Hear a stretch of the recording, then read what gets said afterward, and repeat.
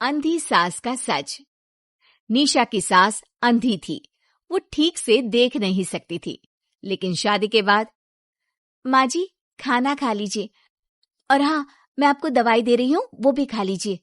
नहीं नहीं बेटा, तू बस खाना बना ले, मुझे अंदाजा है मैं खुद ही खा लूंगी सब कुछ। रोज सुबह निशा की सास की आदत थी।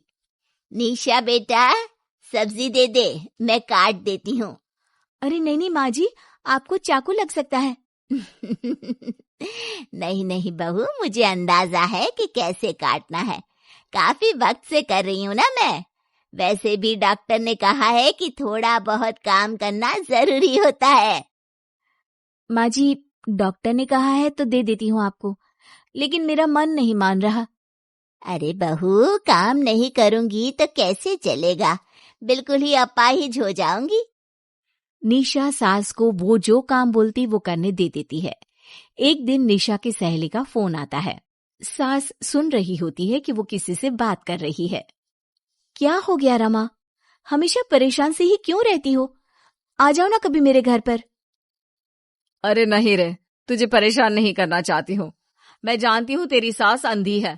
अरे कैसे मैनेज करती होगी तू अकेले? मेरे घर में मेरी सास कोई काम नहीं करती। मैंने तो इनको साफ कह दिया है कि काम करेंगी तो ठीक है, नहीं तो इन्हें वृद्धाश्रम छोड़ आऊंगी। निशा की सास सहेली की बात सुनकर डर जाती है। वो बिना निशा का जवाब सुने वहां से चली जाती है। सास के जाने के बाद निशा कहती है, अरे नहीं नहीं, मेरी सास तो पूरा काम करती है। वो सब्जी काट देती है तो मैं छोंक देती हूँ, वो आटा गूंथ देती है तो मैं रोटी बना देती हूँ। अरे माँ जी तो झाड़ू भी इतना अच्छा लगाती है कि किसी को लगे ही नहीं कि किसी अंधे इंसान ने झाड़ू लगाया होगा। तू तो किस्मत वाली है। अरे मेरी सास के तो सारे अंग ठीक होने के बाद भी मगरमच्छ की तरह पसरी रहती है, सारा दिन सारी रात। अरे पता नहीं बुढ़िया को इतनी नींद आती भी कैसे है। खैर, वक्त बीतता है और एक दिन निशा मोहल्ले में पति के साथ जा रही होती है कि सास की सहेली मिल जाती है। अरे आंटी कैसी हैं आप? कहाँ जा रही हैं? तुम लोगों के घर ही जा रही हूँ बेटा, तेरी माँ ने बुलाया है, कह रही थी बहुत जरूरी काम है। वैसे तुम लोग कहाँ जा रहे हो? हम मेरे मायके जा रहे हैं। अच्छा, आप मम्मी जी के पास रहेंगी तो हम लोगों को कोई चिंता भी नहीं होगी। बेटा बहू चले जाते हैं।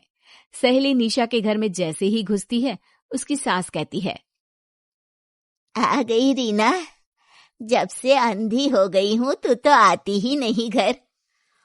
अरे क्या बताऊं सीमा, तेरा तो मुझे कुछ समझ में ही नहीं आया। अरे जैसे ही बेटी की शादी हुई उधर तू अंधी हो गई, कैसे? मतलब समझ में नहीं आया। सास जोर जोर से हंसती है। अरे पागल हो गई है क्या? किसी अच्छे डॉक्टर को दिखाना, ठीक हो जाएगी। मन नहीं करता क्या दुनिया देखने का? कल को पोता पोती होंगे, उन्हें कौन खिलाएगा?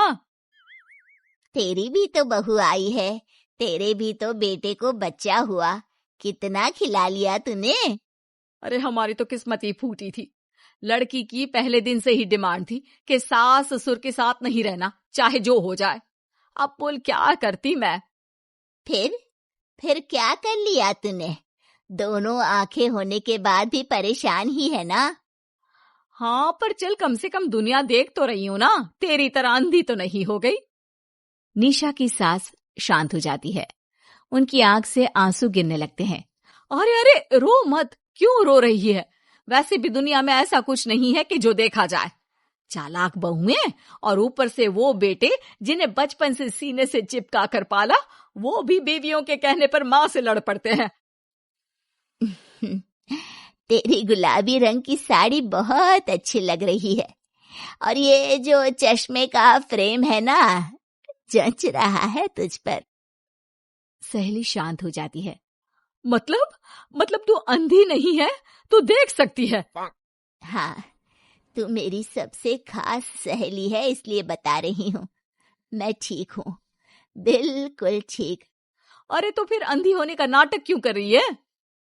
दुनिया देख ली है मैंने, देखा है मैंने कैसे सास को देखकर बहुएं रंग बदलती है। मैं अपने बेटे के बिना नहीं रह सकती। पति का साया तो पहले ही उठ गया।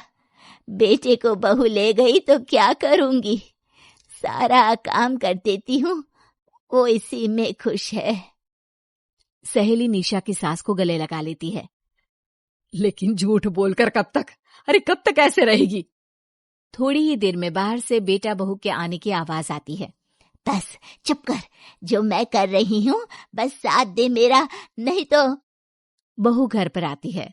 सामने 2 कप में चाय, शादी के एल्बम और कुछ खाने पीने का सामान रखा था। माँ जी, कुछ खाया आपने? खाना क्या है बहू, बस चाय पी है। सब्जी दे दे, मैं काट देती हूँ, रात के खाने की तैयारी हो जाएगी।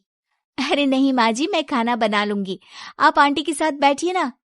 बहू सारा खाना बनाकर सास को आवाज देती है और सभी बैठकर खाना खाते हैं।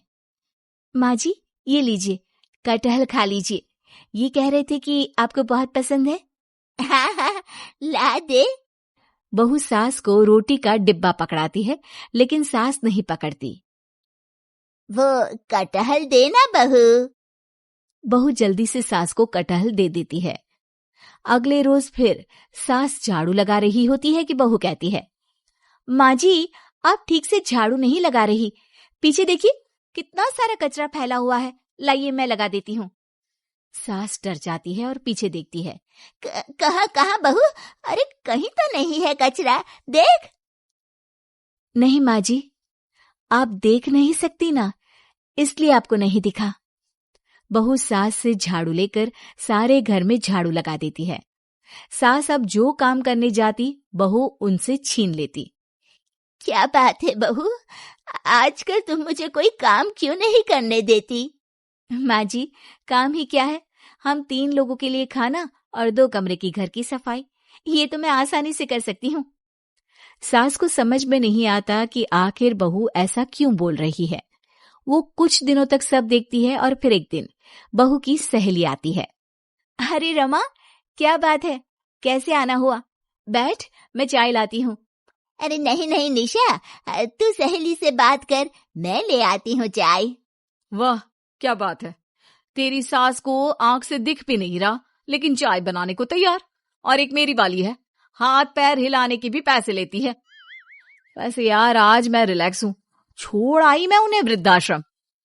सास डर जाती है और अंदर से चाय बनाकर ले आती है, लेकिन डर के मारे सास के हाथ से चाय की ट्रे गिर जाती है।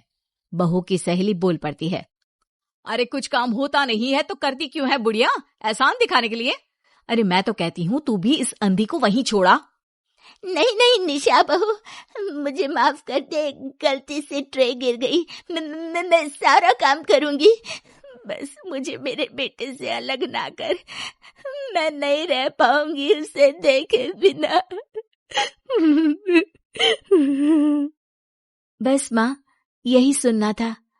आप देख सकती हैं, फिर भी डर के मारे जो नाटक आपने अंधी होने का खेला, मैं उसे खत्म करना चाहती थी। माँ जी, आप घर की बड़ी हैं, मेरे पति की माँ है, मेरे लिए आपकी जगह भगवान से कम नहीं। आप अंधी नहीं भी होंगी तो भी मैं कभी भी आपको खुद से दूर नहीं करूंगी माँ जी, मेरा विश्वास रखिए। फिर निशा सहेली को देखती है। अच्छा होगा रमा कि तू मेरे घर से चली जाए, क्योंकि मेरे घर में ऐसे लोगों के लिए कोई जगह नहीं है जो बड़ों की इज्जत नहीं करते। सास चैन की सांस लेती है। जीती रहे बहू, जीती रहे।